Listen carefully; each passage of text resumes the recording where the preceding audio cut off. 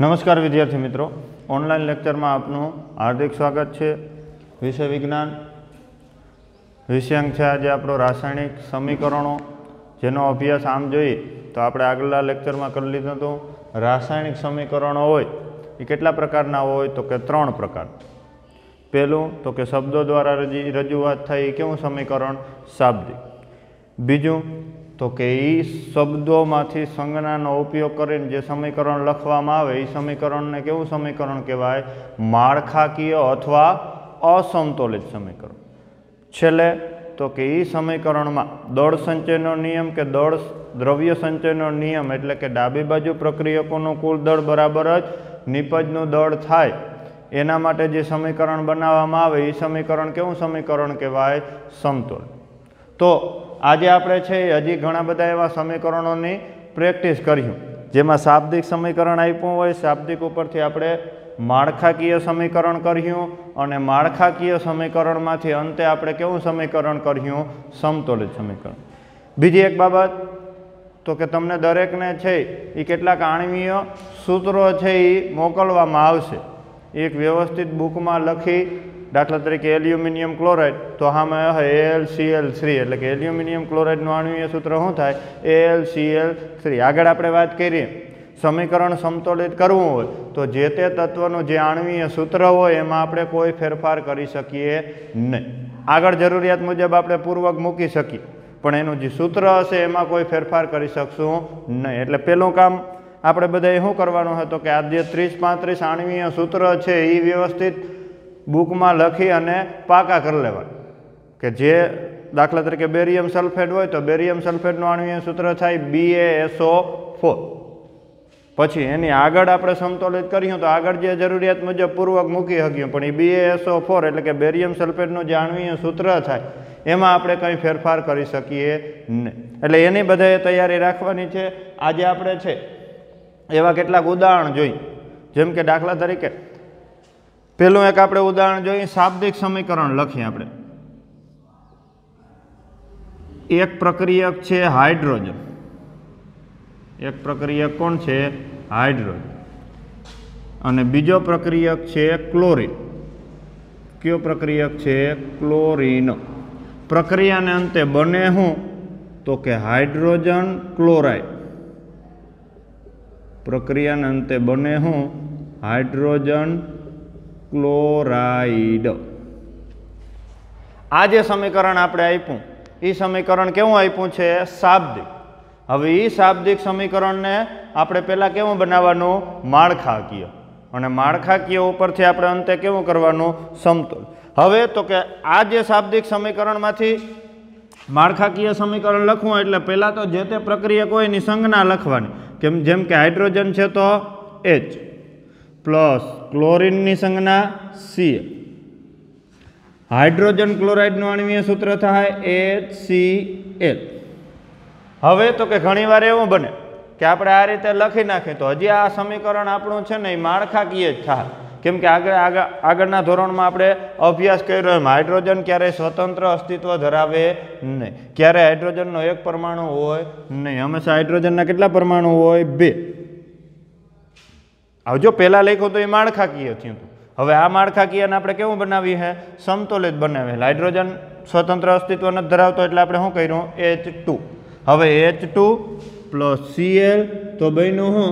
HCl एटले के hydrogen chloride. हजी आ समीकरण छे ए आपणुं केवुं थाय? माळखाकीय थाय, कारण आमां दळ संचयनो नियम जळवातो नथी। एटले के डाबी बाजू प्रक्रियकोना जे परमाणु छे एटला जमणी बाजू थता नथी। दाखला तरीके हाइड्रोजन केटला छे? 2। तो हाइड्रोजन क्लोराइड में हाइड्रोजन केटला छे? 1 ज छे। क्लोरीन अहींया 1 अने अहींया 1। तो आपणे शुं काम करवुं पड़े?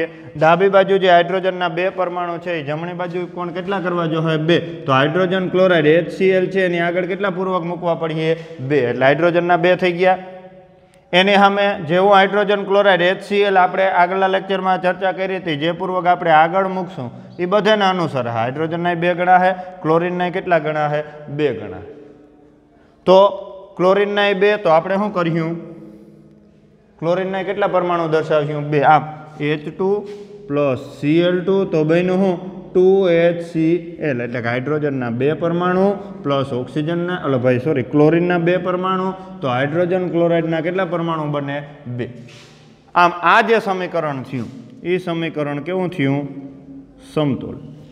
આમ પેલા શાબ્દિક સમીકરણ હોય, શાબ્દિક સમીકરણ ઉપરથી કેવું સમીકરણ બનાવવાનું? માળખાકીય સમીકરણ બનાવતી વખતે આપણે જે તે તત્વના પરમાણુ હોય એની સંજ્ઞાનો ઉપયોગ કરવાનો. એ માળખાકીય સમીકરણ ઉપરથી આપણે એનું સમતોલિત સમીકરણ બનાવવું હોય તો એ સમતોલિત સમીકરણમાં ડાબી બાજુ પ્રક્રિયકોનું કુલ દળ બરાબર નિપજનું દળ થવું જોઈએ. હજી આપણે એના પછીનું બીજું ઉદાહરણ એક સિમ્પલ જ જોઈએ કે એમાં એ જ રીતનું હાઇડ્રોજન છે, હાઇડ્રોજન સલ્ફર આરે પ્રક્રિયા કરે. હાઇડ્રોજન કેની આરે પ્રક્રિયા કરે? સલ્ફર આરે પ્રક્રિયા કરે અને નિપજ બનાવે હાઇડ્રોજન સલ્ફાઇડ.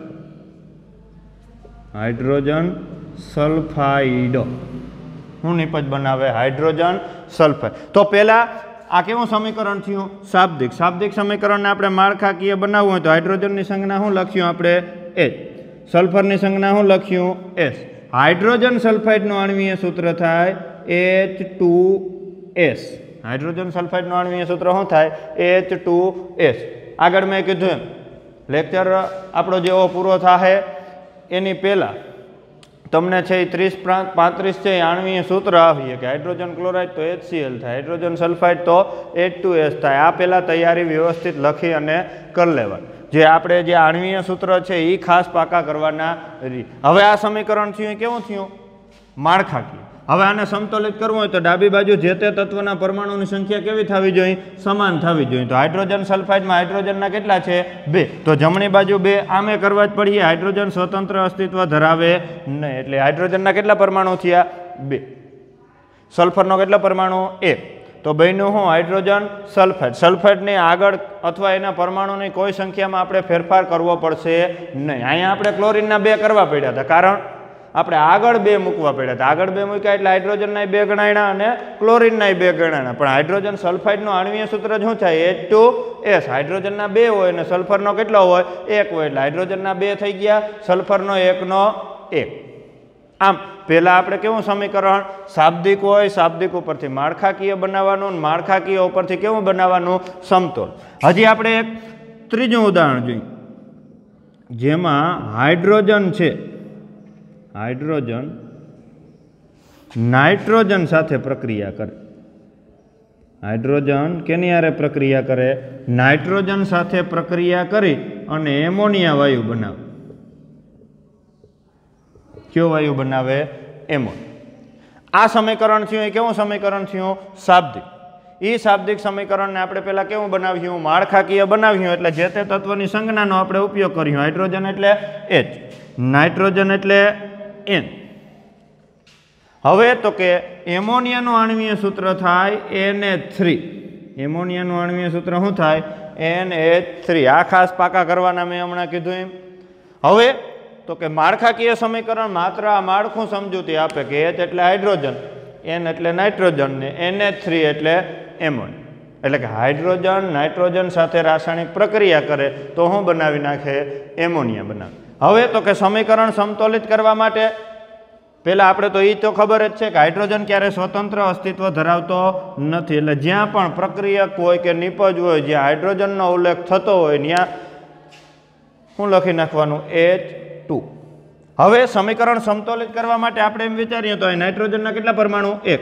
એમોનિયામાં નાઇટ્રોજનના કેટલા? 1. પણ પ્રશ્ન ક્યાં રહે છે? હાઇડ્રોજનના આ બાજુ 2 છે ને આ બાજુ 3 છે. હવે આવી પરિસ્થિતિ જ્યારે થાય ત્યારે 2 માંથી 3 પરમાણુ ક્યારેય શક્ય નથી. એટલે એવું હોય તો સામસામે ચોકડી ગુણાકારની યાદ રાખવાની રીત. કેમ કે 2 તેરી 6 સામસામે ગુણાકાર કરી નાખવાનો.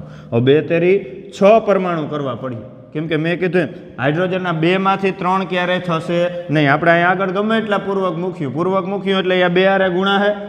તો જે પૂર્વક મૂકી, દાખલા તરીકે આપણે વિચારીએ કે 1 મૂકી તો 2 એકા 2 થાય. દાખલા તરીકે 2 મૂકી તો 2 દુ 4 થાય. પણ અહીંયા વળી 4 કરવા માટે આગળ કોઈ એવો પૂર્વક મૂકી શકીએ નહીં જેથી એની હારે 3નો ગુણાકાર થાય તો 3 પરિણામ આવે. હવે તો કે આ પ્રમાણે આપણે જોઈએ તો 2 તેરી 6. 6 પરમાણુ કરવા માટે આપણે હાઇડ્રોજનની આગળ કેટલા મૂક્યું? 3. એટલે 3 દુ 6. એમોનિયા જે NH3 છે એની આગળ કેટલા મૂક્યું? તો હાઇડ્રોજનના 6 થાય તો કે 3 છે. 3 ને કેટલા વડે ગુણિત 6 થાય? તો કે 2 વડે. 3 દુ 6. હવે સમીકરણને જે આપણે માળખાકીયમાંથી સમતોલિત સમીકરણ તરફ લઈ જઈએ છીએ એમાં આપણે પહેલા કેના પરમાણુ ધ્યાનમાં રાખ્યા? હાઇડ્રોજનના. સૌપ્રથમ આપણે H2 કર્યું, અહીંયા H3 હતા, સામસામે ચોકડી ગુણાકાર કર્યો તો 2 તેરી 6 પરમાણુ કરવા માટે 2 છે એટલે આગળ કેટલા મૂક્યા? 3. એટલે 3 દુ 6. હજી આપણે નાઇટ્રોજનના પરમાણુ કોઈ ધ્યાનમાં લીધા નથી. અહીંયા 3 હતા તો આગળ કેટલા મૂક્યા? 2. એટલે 3 દુ 6 અહીંયા થઈ ગયા. એટલે હાઇડ્રોજનના ડાબી બાજુ 3 દુ 6, અહીંયા 2 તેરી 6. પ્રશ્ન કેનો રહ્યો? નાઇટ્રોજનનો. એમોનિયાની આગળ આપણે કેટલા મૂક્યા? 2 મૂક્યા.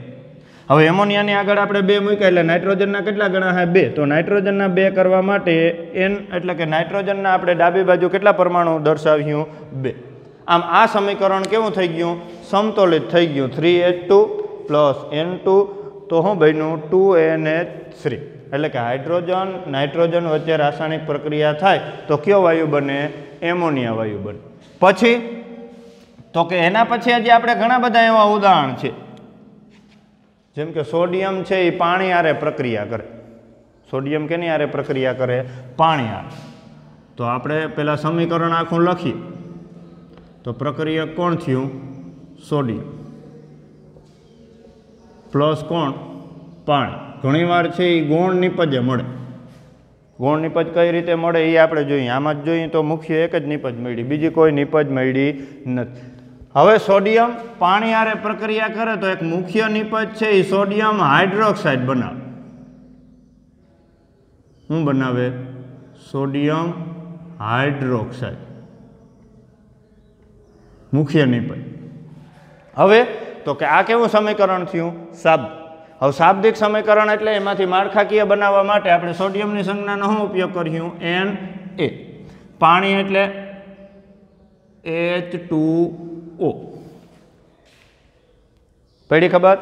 આ સોડિયમ એટલે Na, પાણી એટલે H2O. Sodium hydroxide. સોડિયમ હાઇડ્રોક્સાઇડનું આણ્વીય સૂત્ર થાય NaOH. શું થાય? NaOH. સોડિયમ હાઇડ્રોક્સાઇડ થયું. હવે જો અહીંયા ખાસ ધ્યાન રાખવાનું, ઘણીવાર એવું બને કે આપણે આ રીતનું લખી નાખીએ, પણ સમીકરણ આપણું કેવું હોવું જોઈએ? સમતોલિત હોવું જોઈએ. આ સમીકરણ થયું ને એ આપણું માળખાકીય થયું. કેવું સમીકરણ થયું? માળખા. કઈ રીતે? તો કે ડાબી બાજુ એને એટલે સોડિયમના 1 પરમાણુ, જમણી બાજુ કેટલા? 1. ઓક્સિજનના આ બાજુ કેટલા? 1. તો કે આ બાજુ 1. હાઇડ્રોજનના આ બાજુ 2 પરમાણુ છે, આ બાજુ કેટલા છે? 1 જ છે. તો 1 પરમાણુ છે સોડિયમ હાઇડ્રોક્સાઇડ, એ ફરજિયાત કેટલા કરવા પડશે? 2. તો આપણી પાસે એક જ ઓપ્શન છે, આગળ કેટલા મૂકવા પડે? 2. આગળ 2 મૂકો એટલે હાઇડ્રોજનના કેટલા થઈ જાય? 2 થઈ જાય.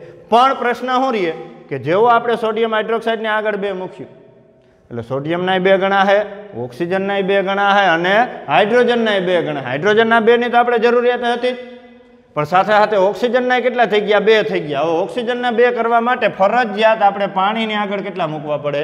2 મૂકવા પડે. હવે જો આખો સમજો ગૌણ નિપજ કઈ રીતે મળે. જો કે તમને એક્ઝામમાં આપે તો ગૌણ નિપજ અહીંયા આપેલી જ હોય. આ તો આપણે જનરલી એક રીતે વિચારીએ છીએ ગૌણ નિપજ મળે કઈ રીતે. પહેલાં આપણે હાવ સૌપ્રથમથી લઈ તો આપણે હજી આ વિચાર લઈએ, આપણે લગાડ્યા એ દૂર કરી તો સમીકરણ આવી રીતે પહેલાં છે ને એ નક્કી કરી લેવાનું. સોડિયમના 1 તો કે આ બાજુ 1, ઓક્સિજનના પાણીમાં 1 તો કે સોડિયમ હાઇડ્રોક્સાઇડમાં કેટલા? 1. પ્રશ્ન ક્યાં રહ્યો? હાઇડ્રોજનના કેટલા છે? 2 છે. હવે આગળ આપણે લેક્ચરમાં ચર્ચા કરી એમ હાઇડ્રોજનના કંઈ 2 કરવા માટે આપણે આ રીતે જ નહીં કરી શક્યું, એને OH2 એ રીતે કરી તો સમીકરણ ખોટું પડે, કેમ કે સોડિયમ હાઇડ્રોક્સાઇડનું આણ્વીય સૂત્ર શું થાય? NaOH. હવે તો કે હાઇડ્રોજનના 2 કરવા માટે આગળ કેટલા મૂક્યા? 2. હવે જેવા સોડિયમ હાઇડ્રોક્સાઇડની આગળ 2 મૂક્યા એટલે બધાને 2 અનુસાર છે. સોડિયમના 2 ગણા છે, ઓક્સિજનના 2 ગણા છે, હાઇડ્રોજનના 2 ગણા છે. હાઇડ્રોજનના 2 ની તો આપણે જરૂરિયાત હતી. આ ક્રમમાં લેતા જઈએ તો સોડિયમના કેટલા? 2. તો સોડિયમની આગળ આપણે ડાબી બાજુ કેટલા મૂક્યું? 2 મૂક્યું. ઓક્સિજનના કેટલા? 2. તો પાણીમાં એ જ રીતનું હકે આપણે H2O4 તા ના કરી શકીએ. પાણીનું આણ્વીય સૂત્ર શું થાય છે? H2O જ થાય છે, અથવા 2 ના કરી શકીએ. અહીં 2 તો ના કરી શકે એટલે ફરજિયાત અહીં આગળ કેટલા મૂકવા પડશે? 2. હવે જેવા પાણીની આગળ 2 મૂક્યા એટલે શું થયું? 2H2. હાઇડ્રોજનના કેટલા થઈ ગયા? 4. તો હાઇડ્રોજનના 4 કરવા માટે આપણે અહીં આગળ તો 2 મૂકી દીધા હતા. એનો અર્થ શું થયો? હજી ડાયહાઇડ્રોજન વાયુ મુક્ત થાય H2 એટલે ગૌણ નિપજમાં હજી એક નિપજ મળી છે. કઈ નિપજ મળી છે? ડાયહાઇડ્રોજન.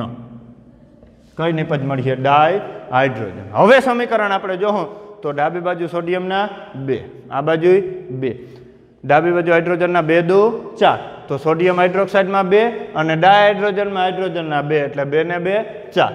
2H2O, O 2 અનુસરાય એટલે ઓક્સિજનના કેટલા? 2. સોડિયમ હાઇડ્રોક્સાઇડને આગળ 2 મૂક્યા એટલે કેટલા અનુસરાઈ ગયા? 2 અનુસરાઈ ગયા. આમ પહેલા આપણે કેવું સમીકરણ? શાબ્દિક, શાબ્દિક ઉપરથી માળખાકીય, માળખાકીય ઉપરથી છેલ્લે આપણે કેવું સમીકરણ મળ્યું? સમતોલ. આ જ રીતે છે એ હજી એક આપણે ઉદાહરણ જોઈ. દાખલા તરીકે એલ્યુમિનિયમ સલ્ફેટ. હવે એલ્યુમિનિયમ પહેલા આપણે શાબ્દિક સમીકરણ લખી નાખી. એલ્યુમિનિયમ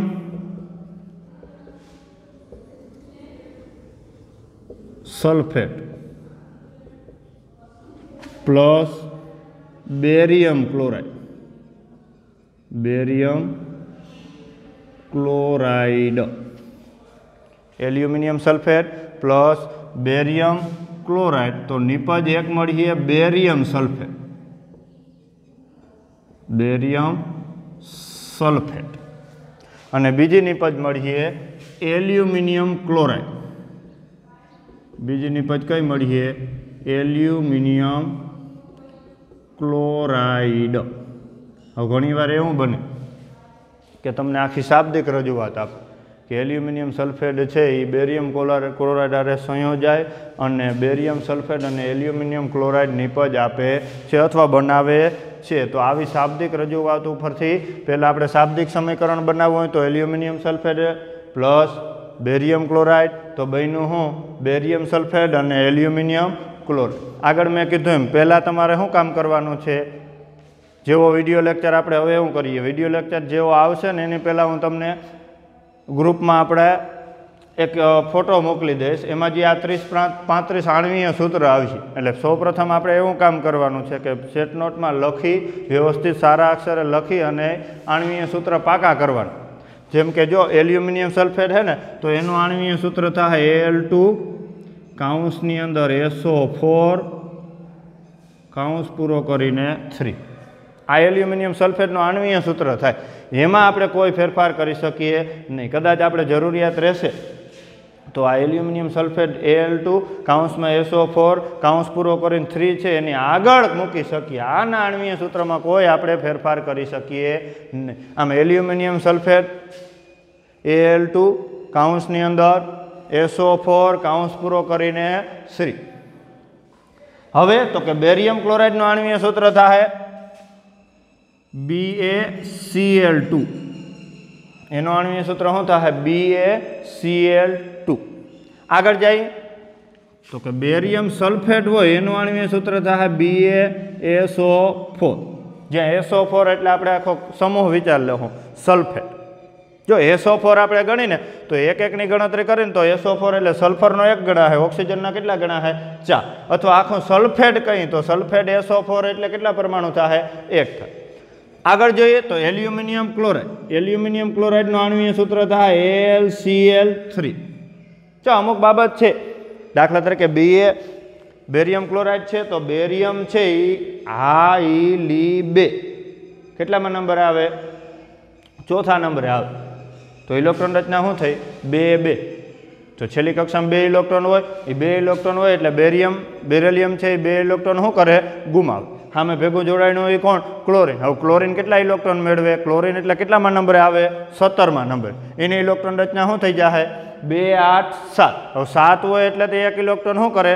મેળવે. બેરિલિયમ છે એ 2 ઇલેક્ટ્રોન ગુમાવે, ક્લોરીન 1 ઇલેક્ટ્રોન મેળવે. એટલે અહીંયા શું થયું? બેરિયમ 2 ગુમાવે, ક્લોરીન 1 જ મેળવે એટલે ક્લોરીનના કેટલા પરમાણુ થયા? 2. એ જ રીતે જો અહીંયા એ જ રીતનું થયું. અહીંયા આપણે આગળ જોયું તો SO4 હોય તો આવી રીતનું આવતું. તો SO4 સંયોજકતા એની -2 થતી હતી કેમ કે 2 ઇલેક્ટ્રોન શું કરતા હતા?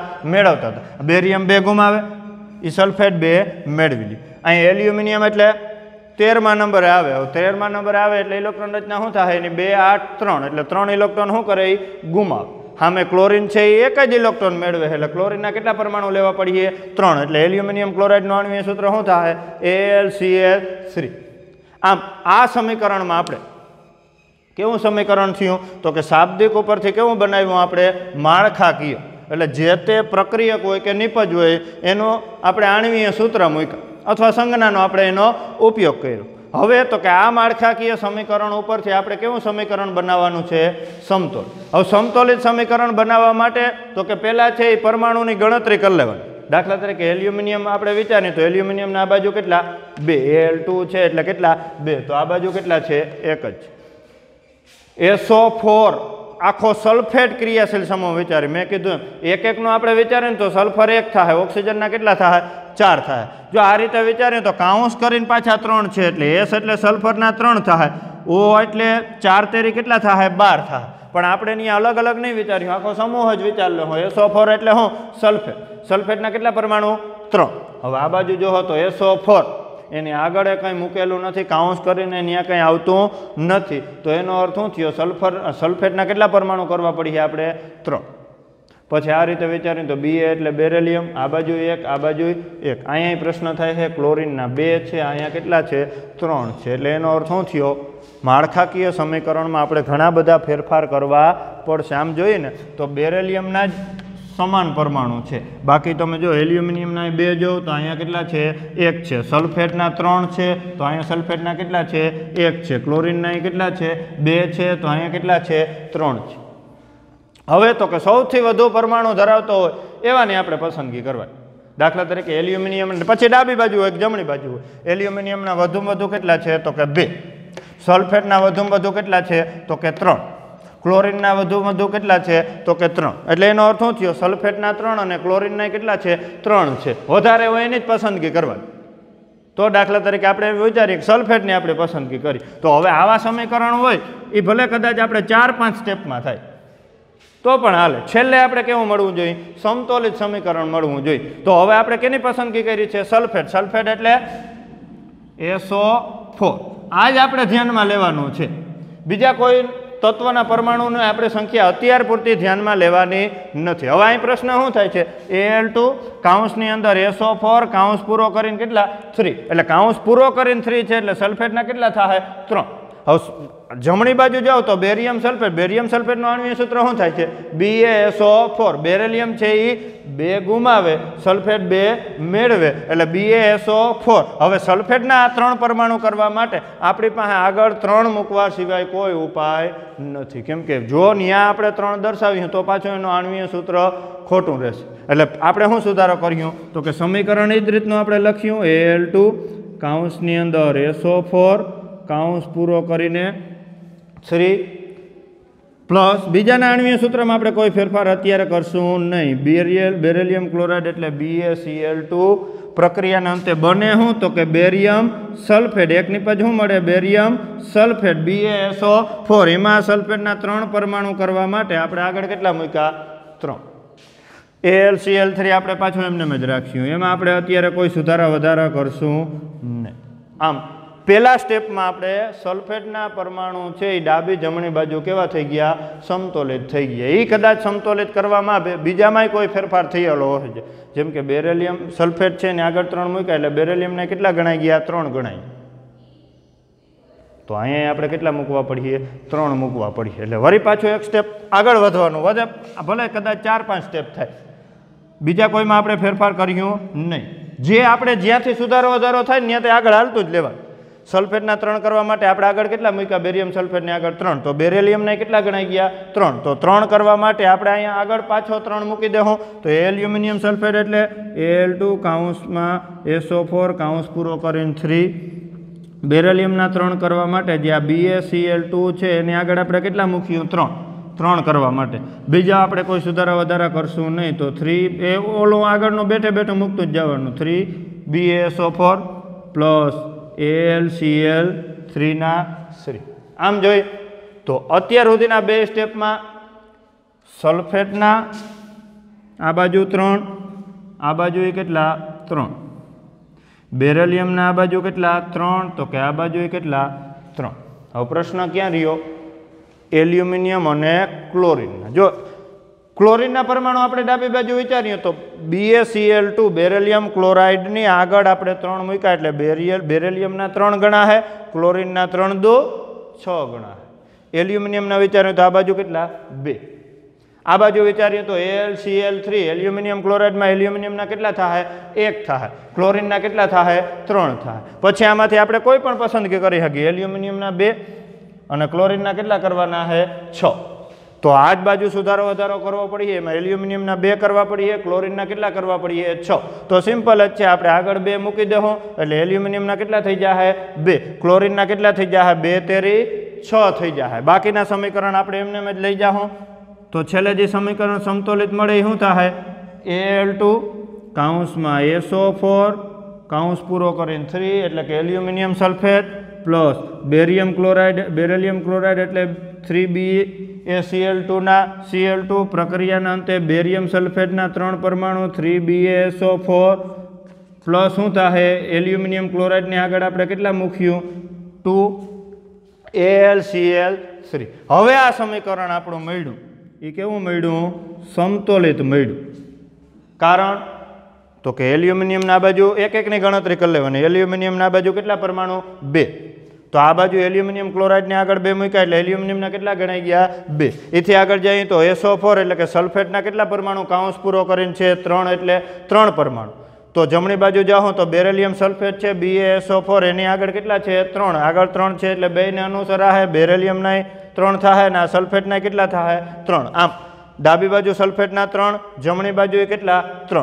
આગળ જઈએ તો બેરિલિયમ ક્લોરાઇડની આગળ આપણે 3 મૂક્યા એટલે બેરિલિયમના કેટલા પરમાણુ થાય 3. તો અહીંયા બેરિલિયમ સલ્ફેટની આગળ 3 મૂક્યા એટલે બેરિલિયમના કેટલા પરમાણુ થાય 3. આમ ડાબી જમણી બાજુ બેરિલિયમના કેટલા પરમાણુ થઈ ગયા 3 પરમાણુ. એથી આગળ વધીએ તો Cl2 એટલે કે ક્લોરીનના Cl2 અને આગળ 3 મૂકો 3 બધેના અનુસાર એટલે બેરિલિયમના 3 ગણા છે, ક્લોરીનના 3 દો 6 ગણા છે. અહીંયા ક્લોરીનના Cl3 આગળ 2 છે એટલે 3 દો અહીંયા કેટલા થઈ જાય 6 થઈ જાય.